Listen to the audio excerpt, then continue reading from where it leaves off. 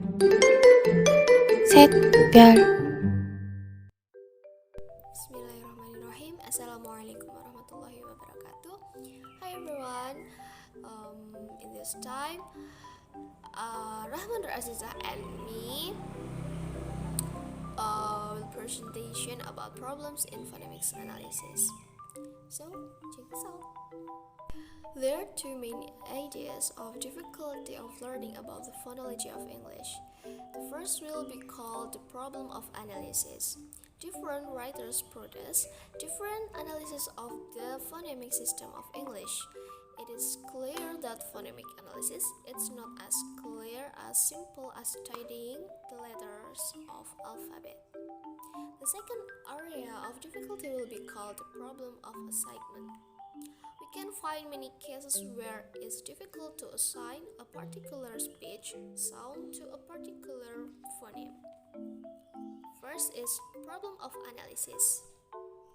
The affricates ch and j are phonetically composed of a plosive followed by a fricative. It is possible to treat each of pair ch and j as a single consonant phoneme, and it's also possible to say they are a composite of two phonemes, each either already established as independent phonemes of English. We call the two phonemes analysis of ch and j. There are several arguments and no single one of them is conclusive, but added together to make the phoneme analysis seem preferable. There's some argument are: A. One argument could be called phonetic or allophonic. In fact, there is some allophonic evidence that support the two phonemes analysis. We can find this is in the occurrence of glottalization. If we add glottalization of P, T, K, and J in RP, we find the pattern occurrence. One consonant phonemes occurring medially, there is no glottalization is found. Two consonant phonemes occurring medially, the glottalization is normal. J occurring medially, the glottalization is normal after a stressed syllable. It could be argued that the proposed phonemes ch and j have distribution similar to other consonants, and the other consonants of plosive plus fricative do not. However, several consonants are accepted as phonemes of RP despite not being free to occur in all positions. So, this argument supporting the one phonemes analysis.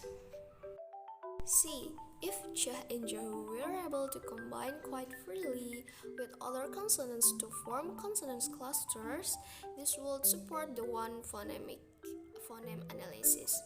Initial ch and j would have to be interpreted as initial t plus post-initial sh and z, with the result that the post-initial set of consonants would have to contain l, r, w, j, and also j, and also sh and z. There are consonants which are rather different from the other four and which could only combine with t and d. D. Finally, it has been suggested that if native speakers of English who have not been taught phonetics feel that ch and j are each one sound. The problem with this is that discovering what untrained or native speaker feel about their own language is not as easy as it might sound, but the result will be distorted by the fact that consonant letters are used in the spelling. The analysis of the English vowel contains a large number of phonemes, and it is not surprising that some phonologists propose different analyses which contain less than 10 vowel phonemes and treat all long vowels and diphthongs as a composite of two phonemes each. There are different ways of doing this. One way is to treat long vowels and diphthong as composed of two vowels phonemes. If we start with a set of basic vowels phonemes like I,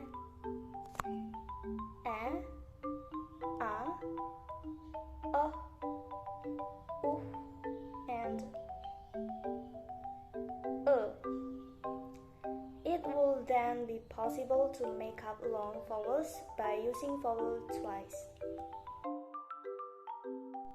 Our usual transcription is given in brackets. Number 1 is I, number 2 is A, number 3 is O, number 4 is U, and the last is This can be made to look less unusual by choosing different symbols for the basic vowels. Diphthongs are made from a simple vowel phoneme followed by one of I, U, and O. Triphthongs are made from a basic vowel plus one of I and U followed by O and are therefore a composite of three phonemes.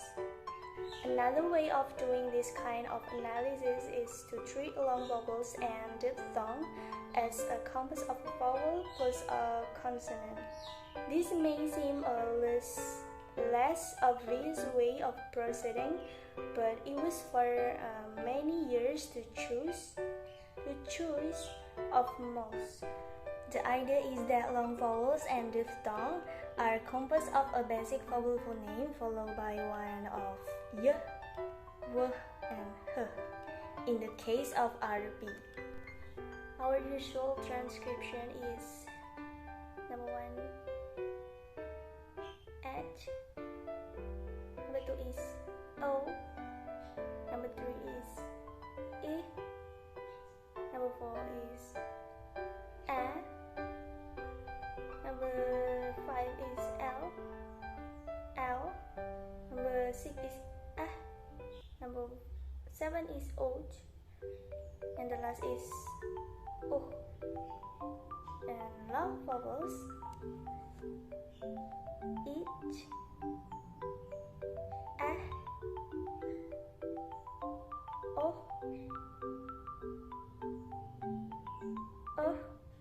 and O. Problem of assignment.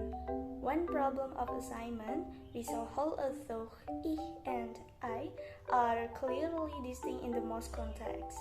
There are other contexts where we find a sound which cannot clearly be said to belong to one or other of these two phonemes. The suggest solution to this problem is to use the symbol which does not represent any single phonemes. We use the term neutralization for cases where contrast between a phonemes with exists in other places in the language disappear in particular contexts.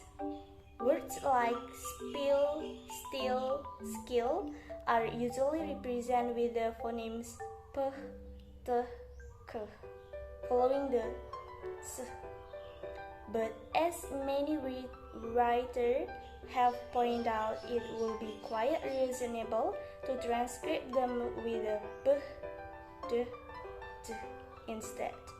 For example, b, d, d are unaspirated while p, t, k in syllable initiation position are usually aspirated but in find an unaspirated plosive.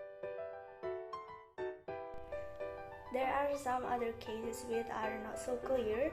It has been suggested that there is not really a contrast between O and A. Since O only occurs in a weak syllable and minimal pairs can be found to show a clear contrast between O and A is unstressed syllable. Other phonologists have suggested that O is an allophone of several other vowels. For example, Compare the middle two syllables in the words economy and economic. It appears that when the stress moves away from the syllable containing the vowel becomes a, the conclusion that could be drawn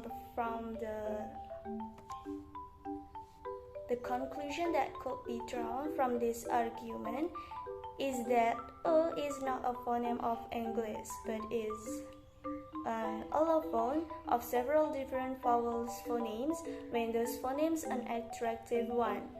But since it leads to a rather complex and abstract phonemic analysis, it is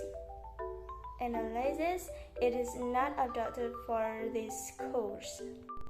Thank you for watching our presentation video, and wassalamualaikum warahmatullahi wabarakatuh.